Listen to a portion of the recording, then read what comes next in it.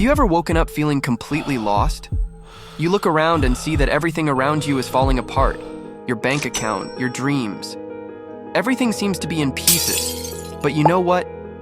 Right at that moment, when everything seems to be crumbling, that's when you have the power to create something amazing. If you're here, you're probably asking yourself, what do I do? I'm broke. What business should I start? Do I need to get a job? And that, my friend, is the starting point. In this video, I'm going to guide you step by step, taking you from feeling lost to finding a clear path with 5 simple yet powerful steps that will change your life. Because trust me, no matter how broken you feel, there's always a way to rise up and build a successful business. And today, I'm going to show you how. Step 1, the what. What business should you start? And how will you know? Here I'm going to give you a foolproof formula to help you find that business idea that will move you forward with clarity and determination. The foundation of this is the 3 P's: pain, profession, and passion. These 3 keys will help you identify a business that not only has the potential to be profitable, but also meaningful for you. Pain. Solving a personal problem. First, let's talk about pain. In this context, pain refers to a problem or frustration that you have personally experienced. Think about those moments when you faced a challenge that seemed to have no solution. That is the kind of opportunity you can turn into a business. The best businesses are born when you ask yourself this question: how can I help other people who are going through the same situation I've already overcome? Imagine for a moment that your problem was not having enough time to cook healthy meals due to a tight work schedule. If this was something you experienced and managed to solve, whether by cooking more efficiently or finding a system to eat healthier without wasting time, then that solution is the foundation of your business. People are willing to pay for something you already know how to solve. Personal pain connects you directly with the market, because if you've experienced that problem, it's likely that others are experiencing it too. This isn't about inventing a product from scratch, but about leveraging a solution you already know to relieve that same pain others are feeling. Solving a personal problem is one of the most authentic ways to connect with your audience, because you're sharing a real experience that has a genuine impact. Profession. Using your previous skills. The second P is profession. This is about using the skills you've already gained from previous jobs. Think about the things you've done in your past roles. Is there something you're good at? A specific skill that you could offer as a service or use to create a product? Maybe you've worked as a graphic designer or in customer service, or perhaps you've been in sales or marketing. Each of these roles has left its mark, giving you tools and knowledge that you can apply to a business. Now is the time to take inventory of all those skills you've learned that could be useful for solving specific problems in the market. For example, if you've worked in digital marketing, you already have the skills to help small businesses manage their social media presence, increase their online sales, or create effective advertising strategies. You don't need to completely reinvent yourself. Use what you already know, what has given you experience, and what makes you unique in the market. The key is to identify how those skills can solve problems that people already have, because that's what turns your knowledge into a business opportunity. Passion. Turning your interests into a business. The last P, but certainly not the least important, is passion. This is where the magic happens, because when you combine what you love with what you do, things start to flow. Passion is what drives you, what excites you, and when you find a way to turn that into a business, work stops feeling like a burden and becomes something you enjoy. Ask yourself this question: what could I do for hours without getting tired? Is it writing, traveling, helping others? Whatever your passion is, there is a way to turn it into a profitable business. If, for example, you're passionate about photography, you could offer professional photography services, sell your photos online, or teach others how to improve their photography skills. The important thing here is that your passion must align with a need in the market. It's crucial to find that sweet spot where pain, profession, and passion intersect. When you can solve a problem that others are also facing, use your previous skills to do it effectively, and enjoy the process at the same time, you'll be creating a business that makes sense in the long run. Plus, working on something you're passionate about gives you the energy and motivation to keep going, even in tough times. The first step to starting a successful business is identifying the what. And for that, the 3 Ps give you a clear guide to finding an idea that makes sense for you. Remember, You don't need to have the perfect idea from the beginning, but by aligning pain, profession, and passion, you'll be closer to starting something that can truly thrive. Now that you know how to generate that business idea, let's move forward on building your path to success. On to the second step. Step 2, the who. Who will you serve? Now that you have a clear idea of the what, the next crucial step is to define the who. Who will you serve with your business? This is essential because knowing your audience will allow you to design effective solutions and communicate in a way that truly connects with them. This is where identifying 3 potential groups that will form your customer base comes into play. People like you. The first group of people you might serve are those who are like you. This makes sense because if you've experienced a personal problem and found a solution, it's likely that others in similar situations will need that same solution. Think of it this way. If you've faced the pain of being stuck in a dead-end job or struggled to organize your personal finances, there are probably many others going through the same thing. The advantage of serving people like you is that you can deeply understand their frustrations, needs, and desires. You know exactly what they're going through because you've been there yourself. This allows you to offer products or services that truly resonate with them with authentic and empathetic communication. Additionally, by sharing your own story, you can create a powerful connection that makes them feel identified with you and your business. People you've helped before. The second group of people you can serve are those you've helped before. Perhaps in previous jobs, you provided support to clients or solved specific problems, and these people valued your ability to do so. This group is key because you already have experience working with them. You know how they think and what they're looking for. Here, trust has already been established, and that trust is an immense asset for any business.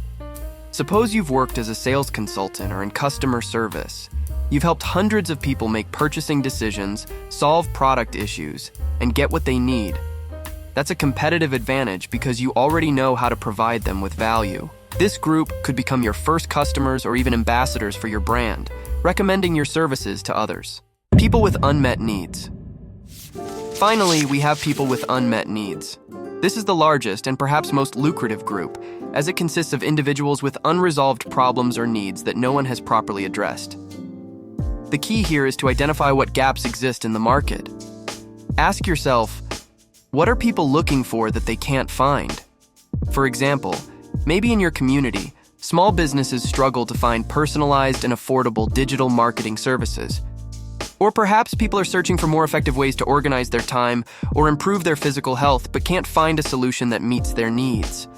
By identifying these gaps, you can position yourself as the person who fills that void. Defining who you will serve is essential for building a successful business. Whether you focus on people like you, people you've helped before, or those with unmet needs, the important thing is to deeply understand their problems and be ready to offer them a clear and effective solution. With this knowledge in hand, you'll be prepared to create a business that not only attracts customers, but also turns them into loyal followers. Step 3, the how. How will you help them?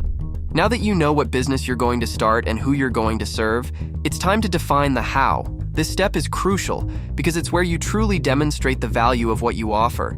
How will you make your customers' lives easier and help them avoid difficulties? Let's break it down into 2 parts, the positive and the negative. The positive. What can you do for them? First, let's focus on the positive. Think about how your product or service can improve people's lives. What can you do to make things easier for them? It could be as simple as saving them time, simplifying a process, or giving them a solution they didn't even know existed. For example, if your business is related to appliance repair, the value you offer is the peace of mind that when an important appliance breaks down, they don't have to worry about costly replacements. You arrive quickly, repair it, and get everything working again. You're making their life easier because you're saving them the stress of figuring out how to deal with the problem. Similarly, if you decide to offer an event planning service for small gatherings, you can help your clients relax during important moments. They won't have to worry about the details, from the decorations to the logistics. Everything will be taken care of, and they'll be able to enjoy the event without stress. The negative.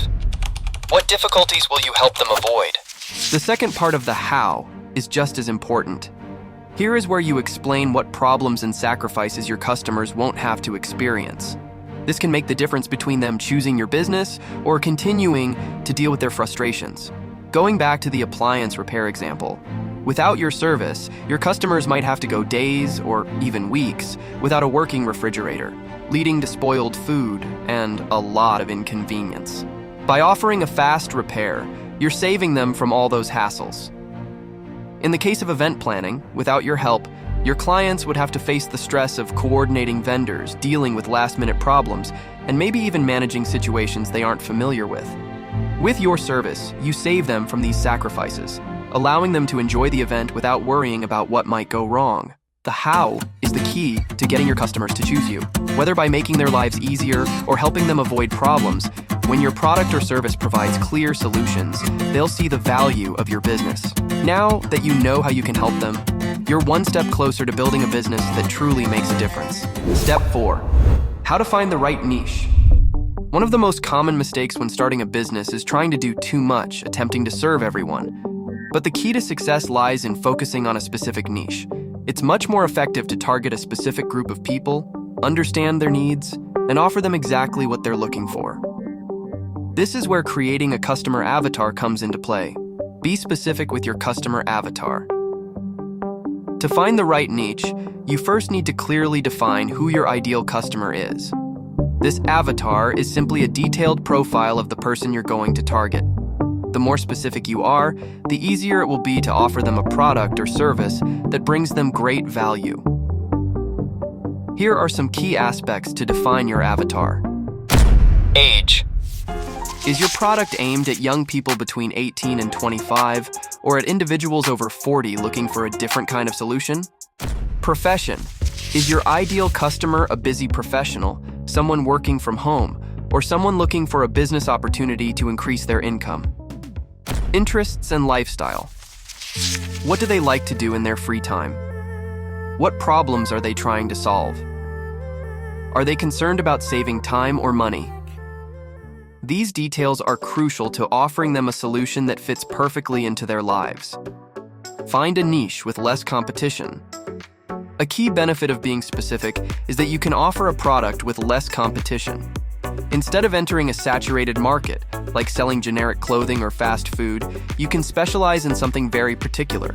For example, instead of selling general clothing, you could focus on eco-friendly sportswear for people who practice yoga. Or, instead of offering fast food, you could specialize in healthy, easy-to-prepare meals for busy families. When you find a niche and define your avatar, you not only reduce competition, but can also offer a product or service of higher value. This allows you to set higher prices because you're meeting the specific needs of a group of people who can't easily find what you offer elsewhere. Finding the right niche is essential to standing out in the market.